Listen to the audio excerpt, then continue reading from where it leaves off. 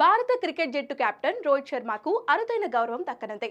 ముంబైలోని వాఖండే స్టేడియంలోని ఒక స్టాండ్కు hit man పేరు పెట్టాలని ప్రతిపాదనను ముంబై క్రికెట్ అసోసియేషన్ పరిశీలిస్తోంది. తాజాగా జరిగిన సమావేశంలో ఎంసీఏ ఈ నిర్ణయం తీసుకున్నట్లు తెలుస్తోంది. భారత జట్టుకు చేసిన సేవలకు గాను రోహిత్ను ప్రత్యేక గౌరవంతో గుర్తించాలని ఎంసీఏ భావిస్తోంది. అయితే వాఖండే స్టేడియంలోని స్టాండ్స్ వాక్వేలకు మాజీ అధ్యక్షులు శరద్ పవార్, దివంగత విలాస్రావ్ దేశ్ముఖ్, భారత మాజీ కెప్టెన్ అజిత్ వాడేకర్, అలాగే ఏక్నాథ్ సోల్కర్, దిలీప్ సర్దేశాయ్, పద్మాకర్ శివాల్కర్, భారత మాజీ కెప్టెన్ డయానా ఎడ్డుల్జీ పేర్లు పెట్టాలని సభ్యుల నుంచి ఎంసీఏకి అభ్యర్థనలు అందాయి. కానీ తుది నిర్ణయం ఎంసీఏ జనరల్ బాడీ సభ్యులు తీసుకుంటారు అని ఎంసీఏ అధ్యక్షుడు అజింక్య నాయక్ అన్నారు.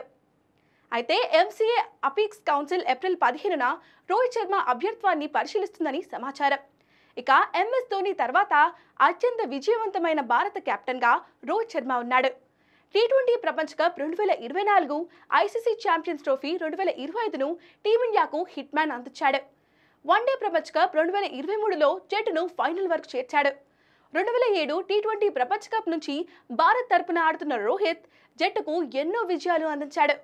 ముంబైలో జన్మించిన హిట్ మ్యాన్ అంచెలంచెలుగా ఎదుగుతూ భారత జట్టుకు సారథిగా అయ్యాడు.